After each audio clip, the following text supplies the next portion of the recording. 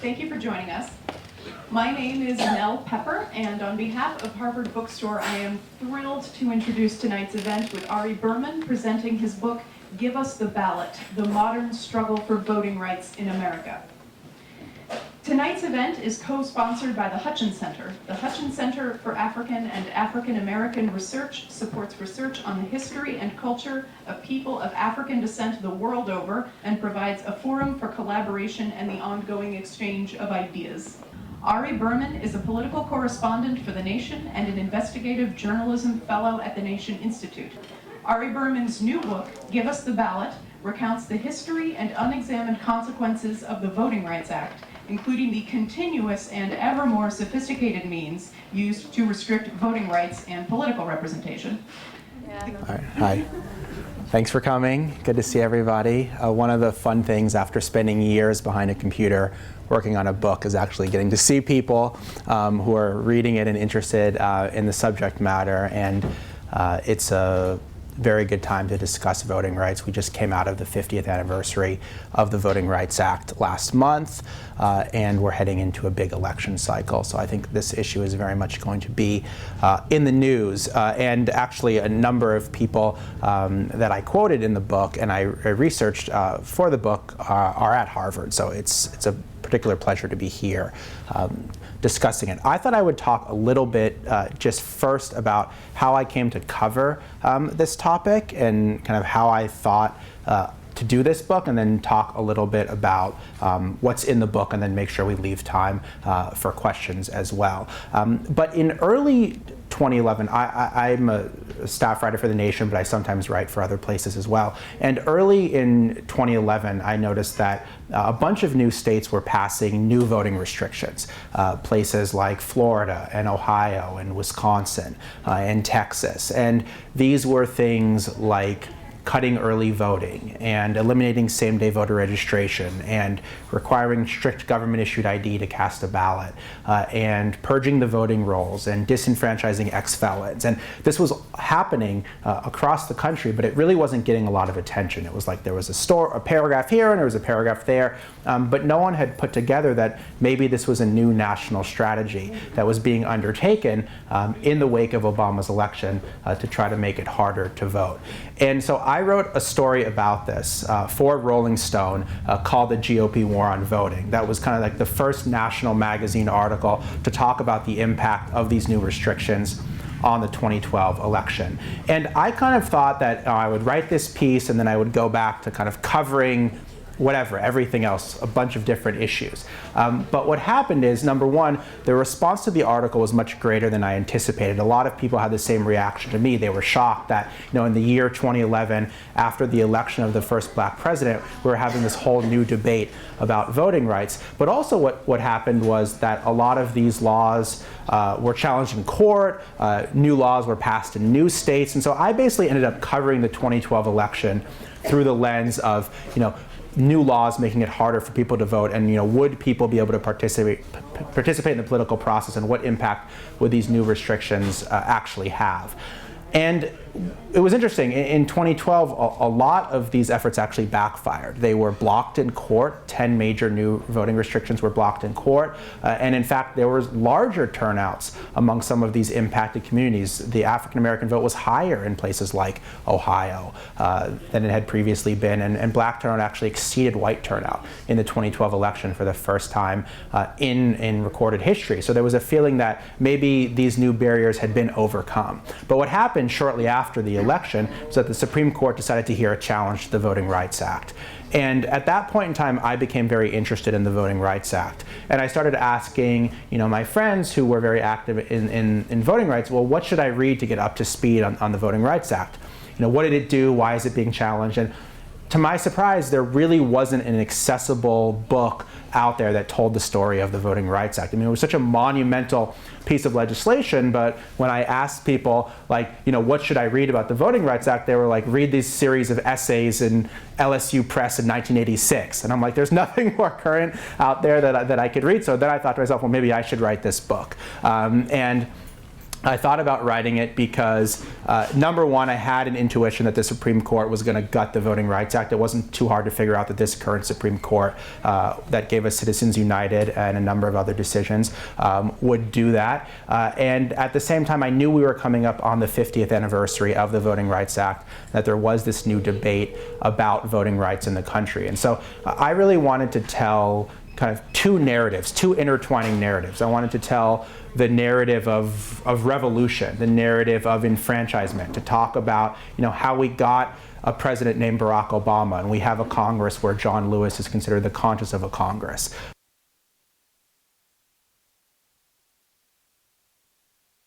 The 50-year attempt to try to gut the Voting Rights Act, the 50-year attempt to try to roll back the progress we had made as a country. And to me, that was a critically important and very undertold part of the story. And so I thought, these two narratives of revolution and counter-revolution would both help people appreciate what the Voting Rights Act did, why it was such a tremendous piece of legislation, how it really transformed America. It really actually made us a democracy.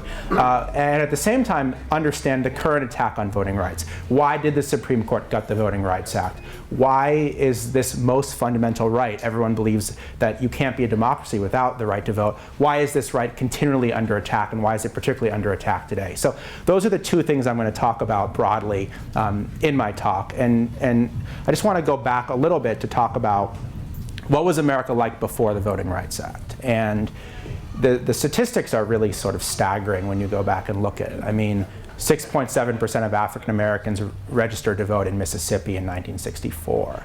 2% of African Americans registered to vote in Selma, Alabama. And this is a situation that had existed for decades.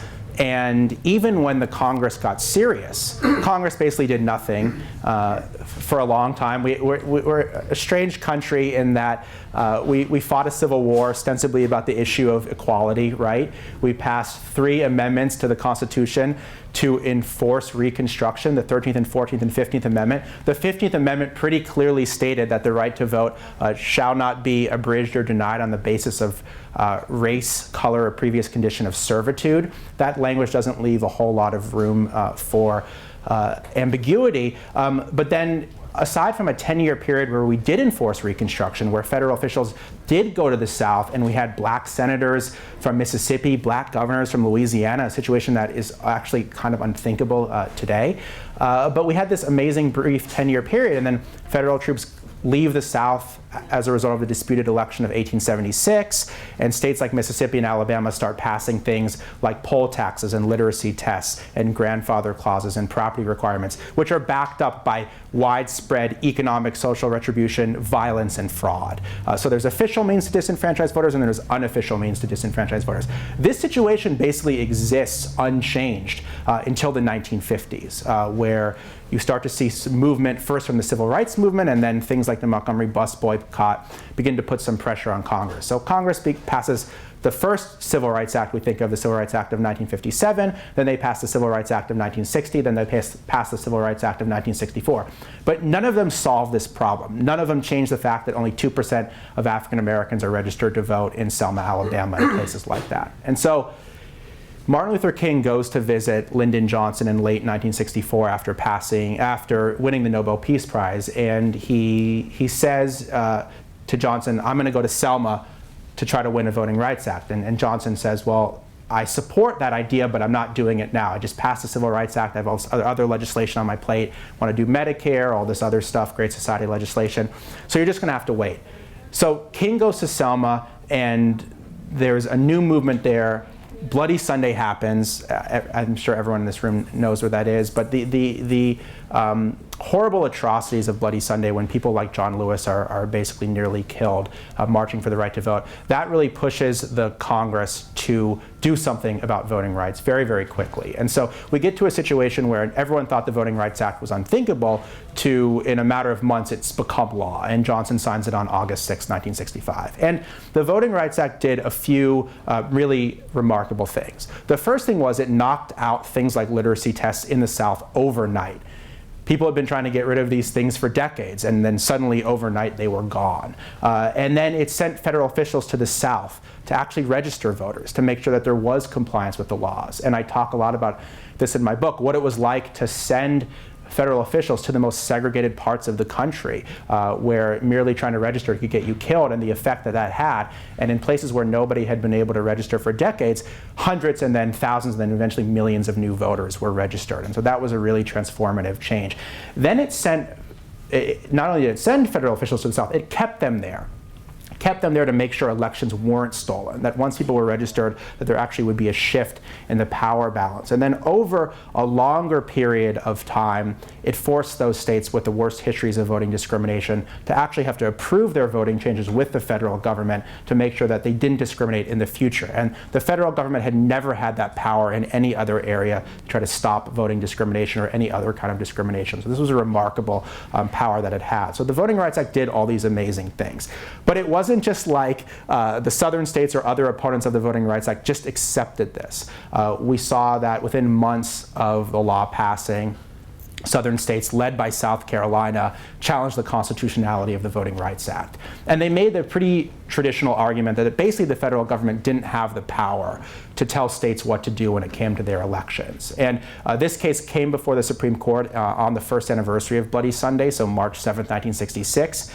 And the Supreme Court emphatically said that the Voting Rights Act was constitutional. It was an 8-1 decision. They basically said this law has been passed to enforce the 15th Amendment, which had essentially been ignored for 90 years. And so that would have seemingly settled the debate over the Voting Rights Act. I mean, it was challenged, it was held to be constitutional, that should have been it, right? But there's a lot more to the story. And what we see is, and I kind of think of this as the first phase of this broader counter-revolution, which is that in 1966, Mississippi holds a special session of their legislature, and they pass 13 new election laws to try to limit the influence of newly registered African American voters. And this is things like gerrymandering political districts to make sure that African Americans can't be elected, or making sure that elections are done on a county-wide basis in places where there's a white majority. So in a place like Jackson, Mississippi, which is 60% white and 40% African American, if the white majority can elect everybody, then there's no black representation, even after the passage of the Voting Rights Act.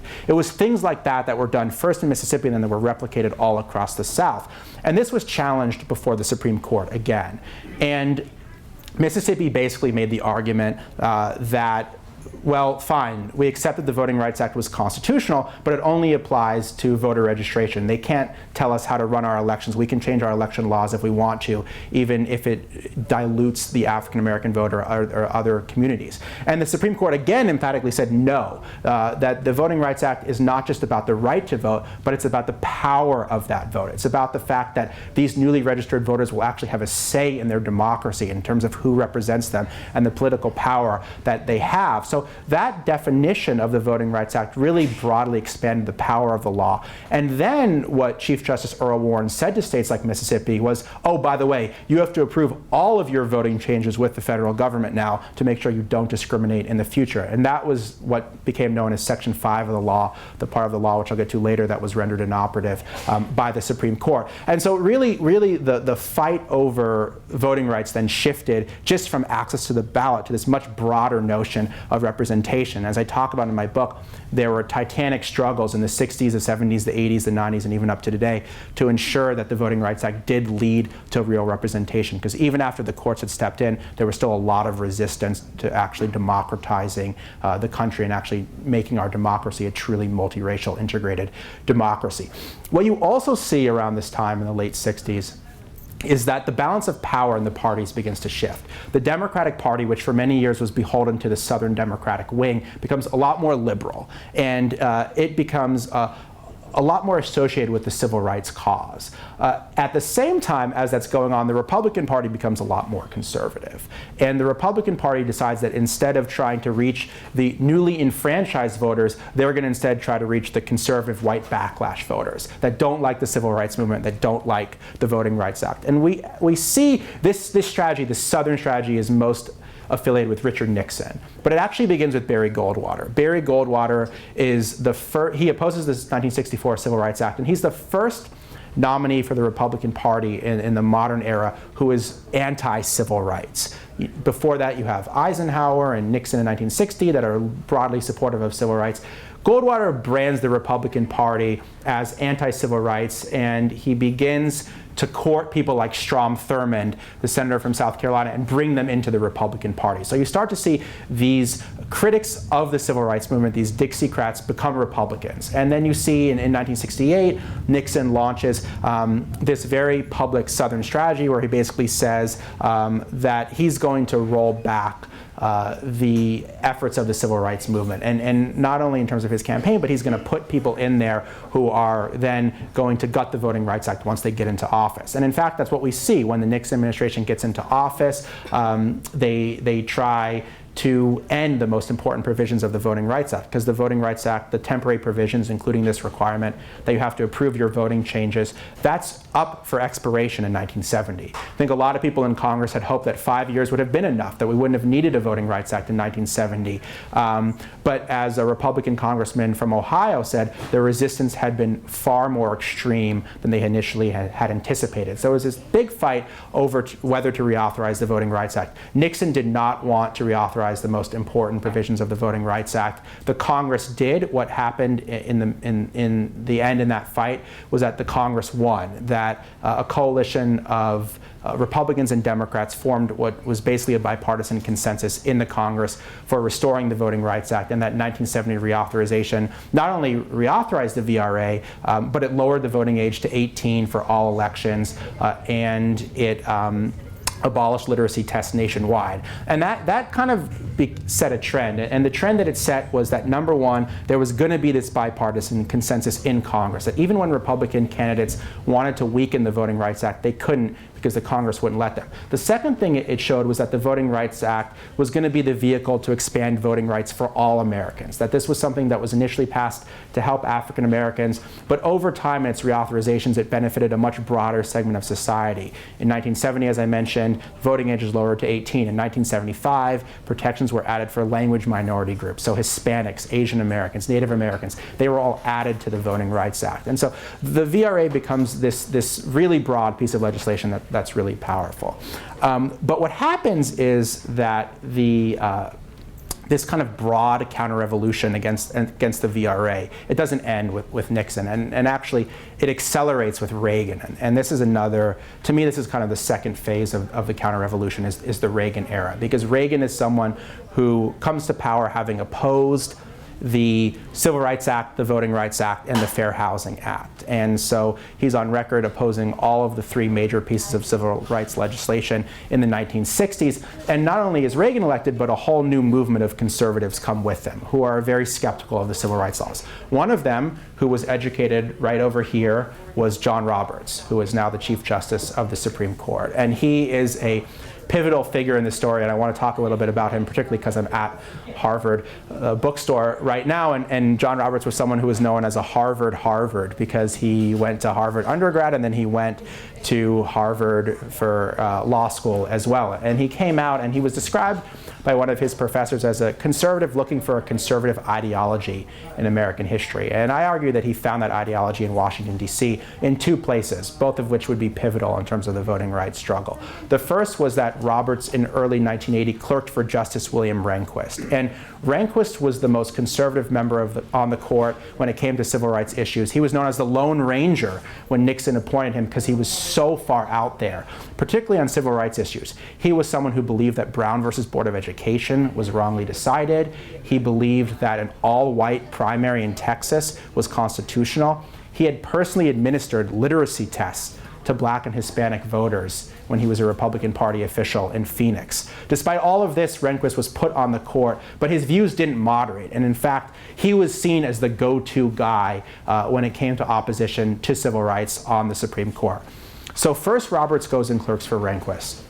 Then he goes and works for Reagan. And the Reagan administration quickly adopts the Rehnquist view as basically its consensus view among the new arrivals in the administration, particularly the Justice Department. And again, there's a big fight over whether to reauthorize the Voting Rights Act. And the Supreme Court has just said in the case from Mobile that you have to show intentional discrimination to try to strike down a discriminatory election system. Mobile is a city that was 35% African American, but as in with these Mississippi changes I was talking about, the fact that all of the elections in that city were on a citywide basis meant that whites elected everyone. They wouldn't vote for a black candidate, and they wouldn't even vote for a white candidate that could get black support. So basically you had conservative whites running the entire city, even though it was a third African American. This was decades after the passage of the Voting Rights Act. So the Supreme Court said to strike down that kind of election system in Mobile, you had to prove intentional discrimination. You actually had to find some city official saying, we did this to disenfranchise African American or Hispanic voters, which by the 1980s, usually people weren't saying. They'd gotten a little bit smarter at that point in time. And this was seen as a major blow. This is really the first time the Supreme Court had interpreted the Voting Rights Act in a way that limited its power. So Roberts gets in the administration, and Congress wants to overrule this Supreme Court decision when they reauthorized the Voting Rights Act in 1982. And Roberts becomes the point person for limiting the VRA. He writes memo after memo after memo, basically arguing that if the Voting Rights Act is broadly interpreted, it will lead to things like quotas in electoral politics. It will be affirmative action in the electoral sphere. And what we see is the Reagan administration is leading this broader notion that any sort of remedy for discrimination is in and of itself discriminatory. This is the kind of colorblind ideology that's adopted by the Reagan administration. And Roberts is a leading figure in talking about that. He loses this fight. The Congress overrules him, but we see 30 years later his power to gut the Voting Rights Act is undiminished. The third phase of, how are we doing for time? Okay, I want to jump a little bit forward to what I view as the third phase of this counter-revolution, which is in 2000 with the Florida election and with Bush versus Gore. Basically, the fight over the Voting Rights Act up to then has been over representation, as I mentioned earlier. But what happens in Florida in 2000 was the state does this massive voter purge in the run-up to the election. And the state of Florida tells its county supervisors that there's thousands of felons who are illegally on the voting rolls, and they need to be purged. Florida is one of those states that doesn't allow ex-felons to vote. And so what happens is this massive purge list is sent out to all these counties in Florida in the run-up to the 2000 election. And there's two huge problems with this list.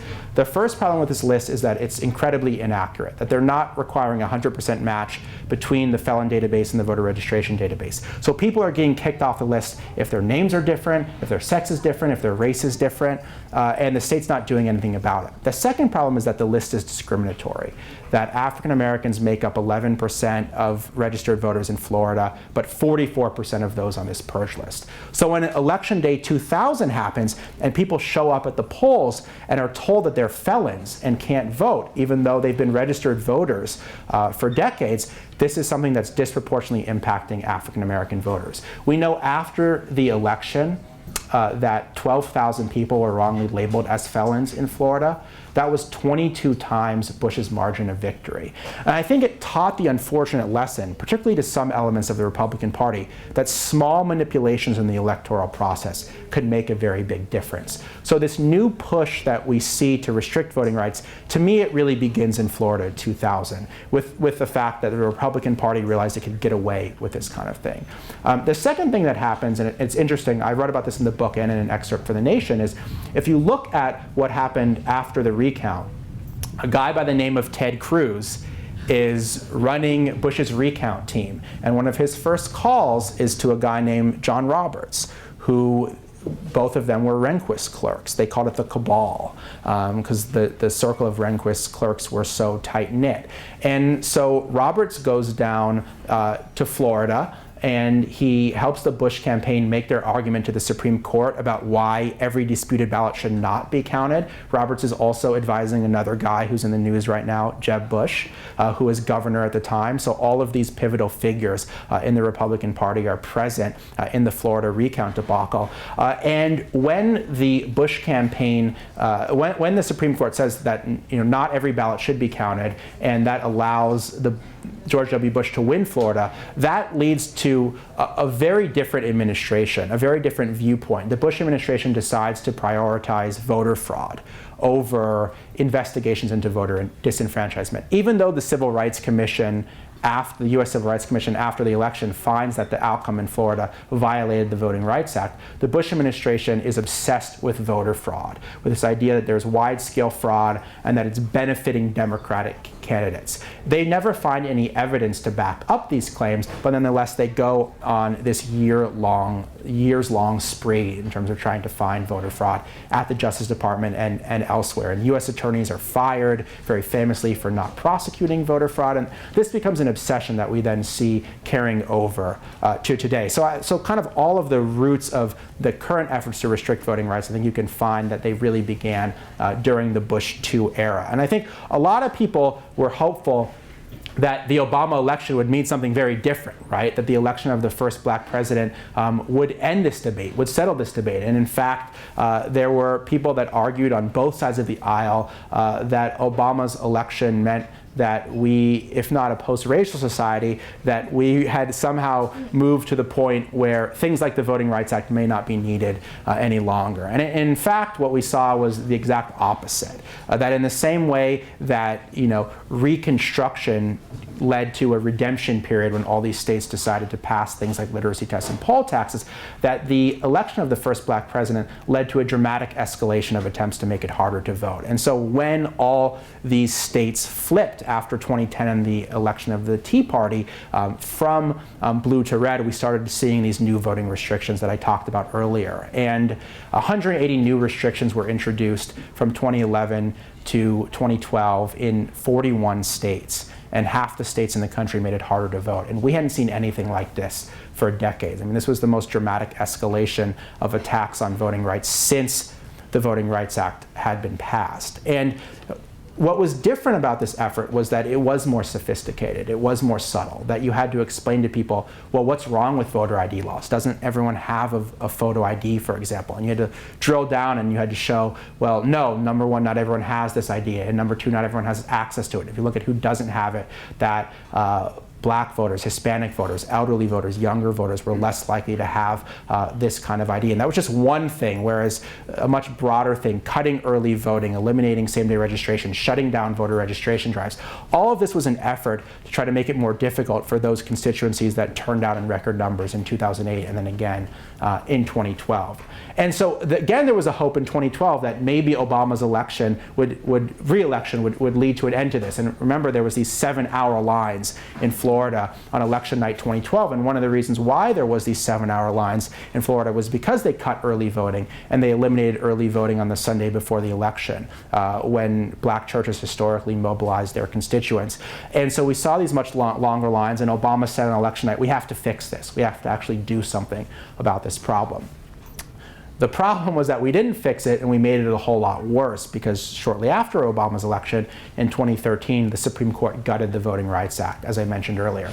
And what that did is it said that those states with the worst histories of voting discrimination no longer had to approve their voting changes with the federal government. That the formula that Congress drew to figure out which states were covered, that was unconstitutional. And John Roberts, who wrote the majority opinion, basically argued that the country had changed since 1965. That we had a black president, that we had black mayors in places like Selma, Alabama, but the Voting Rights Act had not. That the Voting Rights Act continued to treat the country as if it was two separate countries, that it would continue to treat the country as if voting discrimination was rampant when it really was not. And so that was Roberts' logic in doing this decision. What we saw as a result of the decision were that laws that were previously blocked as discriminatory, like Texas's voter ID law, were allowed to immediately go into effect. That law has just been blocked 3 years later again. That states like North Carolina, a month after the Supreme Court's decision, North Carolina essentially repealed or curtailed every voting reform in that state that had made it easier to vote.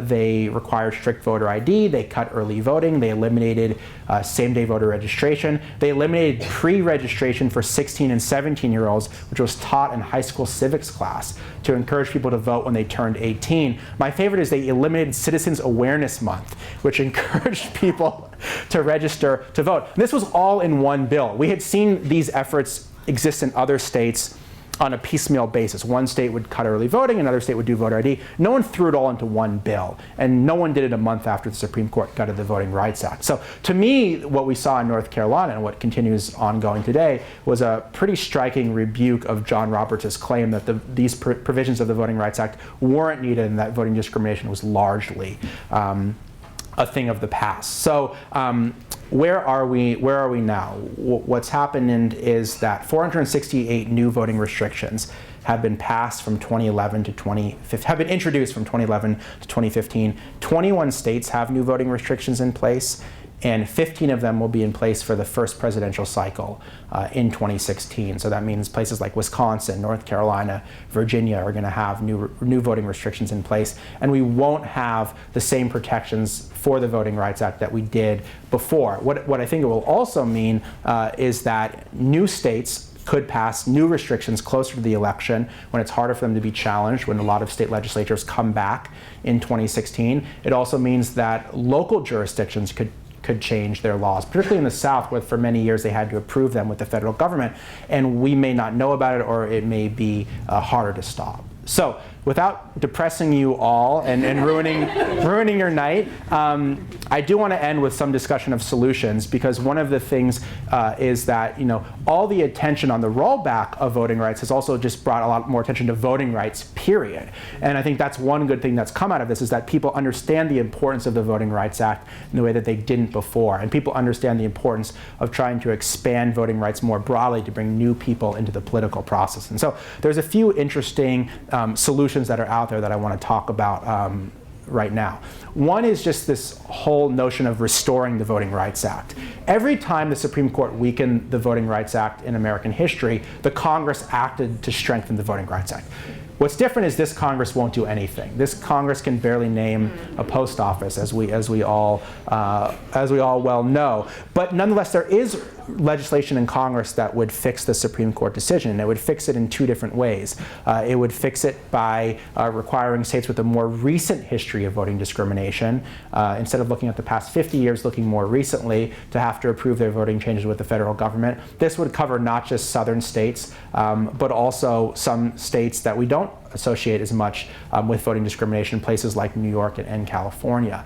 What the act would also do is it would understand that voter suppression these days has become more sophisticated, and that you can't just require states to approve their voting changes. You have to look at the kind of methods that people use. So that could be drawing new districts to limit representation, or moving a polling place to a much more convenient part of town, or suddenly deciding to annex a part of a city to dilute one segment of society and help another. And that those kind of voting changes would also be protected and limited under the Voting Rights Act. So this bill, the Voting Rights Advancement Act of 2015, which has been introduced in both the Senate and the House, I think it has no chance of passing right away, but I think it lays the groundwork for future legislative debates. I also think that there's a number of things that we can do to make it easier to vote that states are doing right now. Things like early voting, things like same-day voter registration. I think the most interesting reform that's being considered is automatic voter registration. Oregon just did this. It's being implemented next year in Oregon.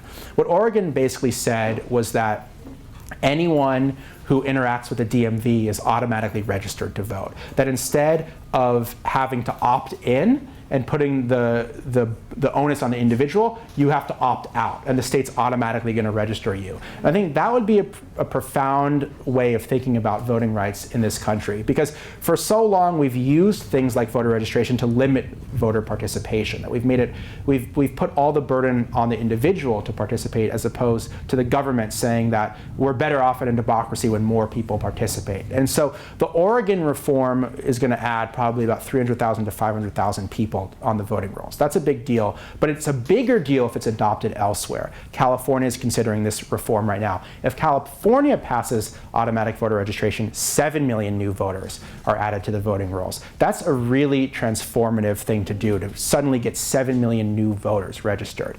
People who have done voter registration drives know how difficult this work is. If you sign up 5, 10, 15 people in a day, sometimes it's considered a success. Now you're talking about 7 million people being registered essentially overnight, which would be huge, and I would love to see this kind of reform be adopted in more states, places where there are progressive majorities like Massachusetts. I think have to get more serious about expanding voting rights. I also think in the same way that in 2012 we saw a backlash to these efforts, I call it a backlash to the backlash, where people understood that their vote was under attack and they actually voted in larger numbers because of it. I think we could see a same sort of factor in 2016. And then I think just the kind of importance of voting rights goes beyond just at the presidential level. That so much attention gets put on the presidency, and rightfully so, but people forget that so much of the action has been in state legislatures, that so much of this is local, that local elections really do matter. And then on the presidential level, I think people forget one of the most important things that presidents do are appoint judges and appoint justices. And I believe that Supreme Court, where Al Gore made the appointments, would have had a very different interpretation of the Voting Rights Act than this current Supreme Court. And if you look at these controversial decisions, whether it's the Shelby County voting rights decision or the Citizens United decision, these are 5-4 decisions. So they're decisions that if you got a different Supreme Court and then if you got different judges at the local level, the courts could have a very different interpretation of these things, and we could be moving in a very different direction as a society. So I think I'll end it there because I talked for a long time, and want to open it up for questions, and just encourage everyone, please ask a question, not a comment. Thank you. Go ahead. Yeah, I have a question. There are certain groups that are not protected by the Constitution. Certain groups of people, including people who are not citizens and people who are dead. And I'm wondering if your suggestions, especially when you're saying the DMV automatically register people, well, the reason that you said you didn't want to have ID was because there are groups that don't have ID, which means they don't have driver's license, which means they have no contact. I'm wondering if the reason people want ID is to protect against the people who don't have a right to vote.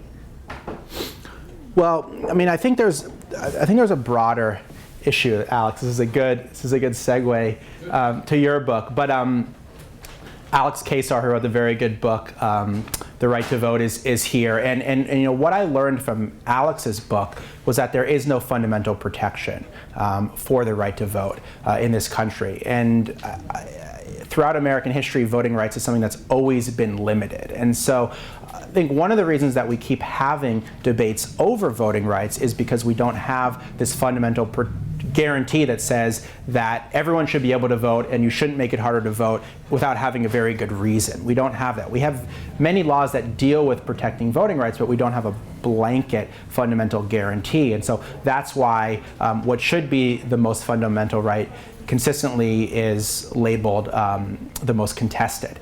As to your question, I mean, Oregon set up that law because there had to be some sort of mechanism for figuring out how to get people registered. I don't think every state will have it so that you have to interact with the DMV. Get the people, I mean, it will get people who are not citizens, and well, it won't get dead people, but it won't, without ID, you won't put, Boston has an issue with dead people voting, so.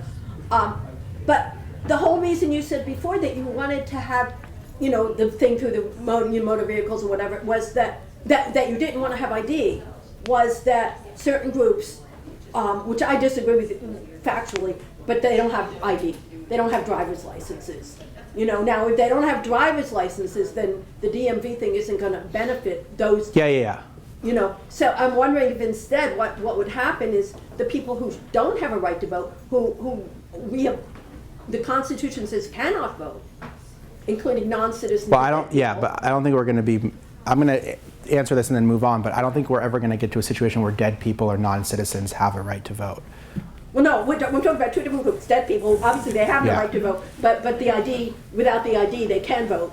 In Boston, they do vote. Yeah. Okay, can we move on to the other issue that was here, I think non-citizens. let's move on. I think I tried to answer your question. Next question? Yeah. Has anybody quantified the effect of these laws on the 14, the 10? 2014, yeah. So 2014 was the first election post Shelby County since the Voting Rights Act was gutted. And what we saw were that many people were disenfranchised, that in fact some of the worst predictions did actually come true. That in North Carolina, for example, one study found that 2,300 people couldn't vote because the state had eliminated things like same-day voter registration or the ability to vote anywhere in your county. So people had shown up previously, registered, voted anywhere in their county. They could no longer do that. People had shown up previously and were able to register during early voting and vote. They were no longer able to do that. People either didn't know what the law were or couldn't comply with the new law for various reasons. People couldn't vote. And so that 2,300 number was a very low estimate of the number of people actually impacted, because you usually can't find everyone. So the estimate was that tens of thousands of people were potentially turned away because of these new restrictions. We don't have good numbers elsewhere, but I just know anecdotally in Texas, dozens of stories were compiled of people who weren't able to vote because of that state's strict voter ID law. So it's been tough to quantify them in terms of the actual number of people who are prevented from voting. I know that in the 2012 election, the Brennan Center for Justice found that 5 million people would be impacted by these new restrictions. So it's a lot of people we're talking about. So what's been done for ex-felons getting back the right to vote and being able to participate in elections? I know New York did something, and after Governor Bush left, there was stuff done. So Yeah. Can you talk about that? Sure. Well, the felon thing is really a state-by-state issue because it hasn't really been handled by the federal government, and the Supreme Court hasn't really ruled in a good way on felon disenfranchisement laws. But basically, some states actually disenfranchised ex-felons again. So Florida was one of those states that, as I mentioned, ex-felons were disenfranchised for a very long time, dating back to the Jim Crow era. Then Republican Governor Charlie Crist actually passed a law that automatically restored voting rights for nonviolent ex-offenders. That law was then repealed by his successor, Governor Rick Scott. And so now, once again, you can petition the governor after 7 years. But in all practical purposes, your people are basically disenfranchised. Iowa was another state that did that. Some states are moving to try to restore voting rights for ex-felons. Virginia is one of those places that has eased the process. And as there has been a lot more attention on criminal justice issues broadly, partly as a result of the Black Lives Matter movement, there's been a particular focus on felon disenfranchisement laws and why they exist in so many states. And then there are states where ex-felons can vote, but then they can't vote while they're on parole. That's an issue in Baltimore, for example. There was just legislation that would restore voting rights for 40 to 60,000 people in Maryland, and it was vetoed by the Republican governor there just weeks after the killing of Freddie Gray in Baltimore. Back there. You were describing the kind of counter-revolution in the 60s with Richard Nixon and all that. Mm-hmm. At what point did the kind of counter-argument change from being just naked racism to being, oh, it's about fraud or, being more subtle and direct? Well, you may have missed the sort of middle part of my talk, because what I was saying was that it was kind of an old school states' rights argument that was being made in the 1960s. And then by the 1980s, it wasn't really like that as much. I mean, you still had that out there. Like Richard Nixon famously campaigned in Neshoba County, Mississippi, where the civil rights activists Cheney, Goodman, and Schwerner were murdered in 1964. And when Reagan visited Neshoba County in 1980, he said, "I believe in states' rights," which was definitely still a code word for segregationist feelings even then. But you also had what I mentioned earlier, which was the John Roberts argument, which was an argument about color blindness, that attempts to ameliorate discrimination were, in and of themselves, had become discriminatory. That things like quotas and busing and affirmative action and drawing majority-minority districts, that all this stuff was a violation of the colorblind ideals of the civil rights movement. This was a much more elegant phrasing than states' rights. Who's against colorblindness? I mean, shouldn't we all be for that?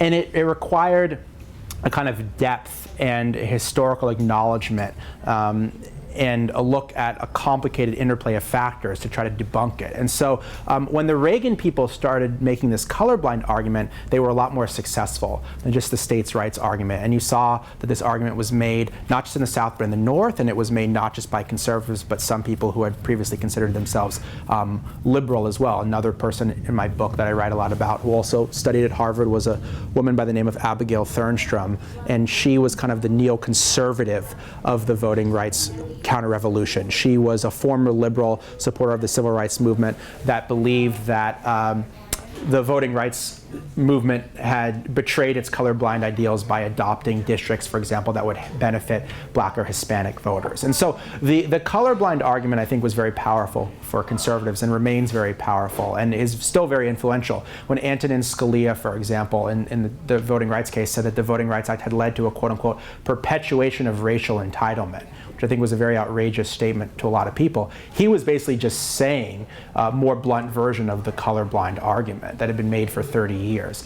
Then more recently you started seeing a lot more talk about voter fraud. But I think the pivotal move was from states' rights to colorblindness, and then you started hearing about voter fraud around, in the 2000s, as there was a lot more fear of changing demographics. When the demographics really started changing in this country is when you started to hear a lot more about voter fraud. I wanted to ask about the sort of the hardening of this kind of two Americas in terms of the way that people view the problem, because to some people the problem is elections being stolen by buses of Black people coming from Chicago to same-day voter registration states. Yeah. Which of course is ridiculous and fictional. But despite the fact that it's ridiculous and fictional, it is widely believed by, I don't have the numbers, but I would guess hundreds of thousands, if not millions of Americans. Yeah. And those same Americans vote, very active in politics, control basically the state houses of 20, 30 states, and are likely to do so. Yeah. And so my question is, in the long run, like you sketch out some options for securing the right to vote temporarily. Yeah. But how do you actually secure an American consensus in favor of this fundamental right? Well, it's been very difficult. I've been writing about this for years now as a journalist, and I consistently write about how rare voter fraud is, particularly voter impersonation fraud, that there have been 31 documented cases of voter impersonation since 2000, when 1 billion votes were cast. So by any rational measure, this is not a large problem. The problem has been that there is an entire ecosystem devoted to talking about voter fraud, that you have Republican candidates talking about it. Fox News endlessly hyped the Acorn scandal in 2008. So when many of us believed that there was this incredible, unprecedented turnout for President Obama, many viewers of Fox News thought that Acorn had stolen the election for President Obama, and they didn't just disagree with Obama's policies, they believed that he was illegitimately elected because of Acorn. And so it's a real problem, the fact that there's so much money and there's so much influence being poured in to essentially manufacturing a crisis has been very difficult to get around. And I think there has been somewhat of a changing of the narrative around some of these efforts, but still it's very tough to try to debunk these kind of things. And even if you would debunk one thing, then a new argument pops up. So I think the public relations thing is a major battle.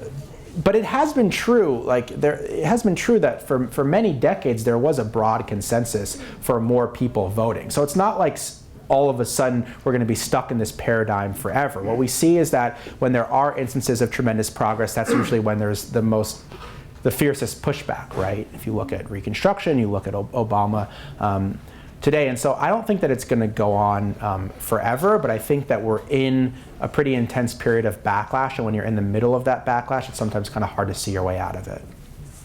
Back there. So one thing which strikes me is somewhat interesting about this particular Supreme Court is you get, the right for gay couples to marry coming out of the Supreme Court, but the voting rights being set back. Yeah. Obviously, I think the tipping point is Kennedy. Yeah. And you expect Roberts to vote a particular fashion. Yeah. But what's happening with Kennedy? Well, everyone's been every voting rights lawyer in America has been asking the same question. I think Kennedy has convinced himself that gay rights is an issue of the future, whereas voting rights is an issue of the past, and that by embracing gay rights, he's on the right side of history, whereas the civil rights movement and the voting rights movement are kind of making tired arguments that he's not as sympathetic to. Now, what was interesting about Kennedy, I will say, is that a fair housing case came before the Supreme Court, where essentially opponents of the Fair Housing Act argued that you had to show intentional discrimination to prove a violation, the same thing that John Roberts wanted to do in the voting rights context. Many people thought, because of the Supreme Court's decision in the voting rights case, they would strike down the Fair Housing Act as well, but they didn't. And in fact, Kennedy was in the majority. I think he may have written the majority opinion. And in that opinion, he cited Baltimore and Ferguson as examples. And it led me to wonder, if the voting rights case had come up in 2015, in the wake of Black Lives Matter, and in the wake of Ferguson and Baltimore and Charleston and all these things that have woken up people to the continued prevalence of racism in our society, would Kennedy have voted the same way? Would he have been so cavalier about the Voting Rights Act? Because there was a lot of outrageous things said at the oral arguments in that case, which I was at, Scalia talking about the VRA being a perpetuation of racial entitlement, but Kennedy said something that I thought was very instructive. He said, well, he was interrogating the Solicitor General of the United States, and the Solicitor General was making the argument that the Voting Rights Act was continuing to do good work. And Kennedy said, well, the Marshall Plan was good too, but times change, as if the Voting Rights Act had just rebuilt Berlin and had ceased to be necessary. And so I think if you believe that, then you largely believe that things like voting discrimination aren't a problem anymore. But then in the fair housing case, he talks about Baltimore and Ferguson. So maybe Kennedy's having a little bit of a rethink here. But he's always been a little bit more of a states' rights conservative, and I think there's an element of him with the gay rights thing that, you know, states are already legalizing gay marriage, so why step in and change it? Whereas with the Voting Rights Act, it's actually compelling states, certain states, about what they can and can't do, because those states over a decade-long history have proven that if they're not over strong federal oversight, that they will discriminate again. We have time for one or two more questions. Could you address the issue of voter IDs and how it affects the different sections of the population? Because the Oregon issue has to do with new voters. Yeah. But there are hundreds of thousands of older voters who've never been required to have voter IDs. Yeah. And there are a lot of discrimination about this also. Yeah. If you're a student and it doesn't have your address on there, you can't vote in the where you're a student, and even though you're there 8 months a year. Sure. So, yeah, Texas is a good case study on this, because there's now been 2 extremely lengthy trials in Texas about its voter ID law, so we actually know a lot about it. And Texas passed a very strict voter ID law where you could vote with a handgun permit, but not a student ID, to give one example of how that law was drafted. And in the Texas context, the courts, and the latest decision just came down from a George W. Bush appointee, so there's been, both Republicans and Democrats have viewed this law with skepticism. But in Texas, we know that 600,000 registered voters in Texas don't have a government-issued ID. That's about 5% of the population.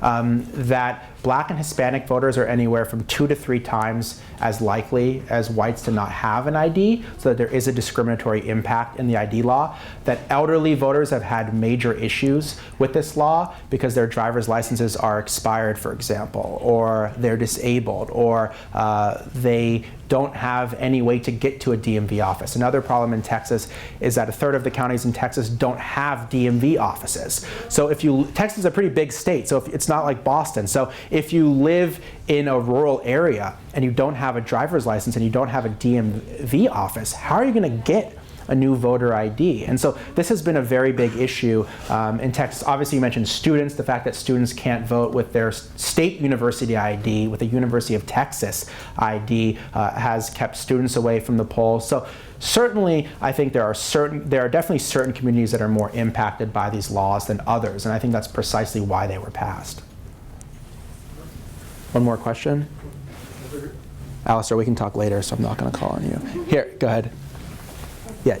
Oh, I was just going to ask a question because I see redistricting as incredibly ominous, and when you look at the various metropolitan areas, the level of integration when it comes to diversity with African Americans, Asians, and Latinos and whites, to be honest, in a fully integrated city, which we have very few in the contiguous U.S., redistricting has very little impact. In most cities, it, however, can be incredibly damaging and prevent people from voting. So I guess I'm curious, in the area of redistricting, are there stopgap measures to ensure that it doesn't, that when they do it, that it's not just seen as like, oh, we're just going to switch this over here, and looking at the adverse impact? Yeah.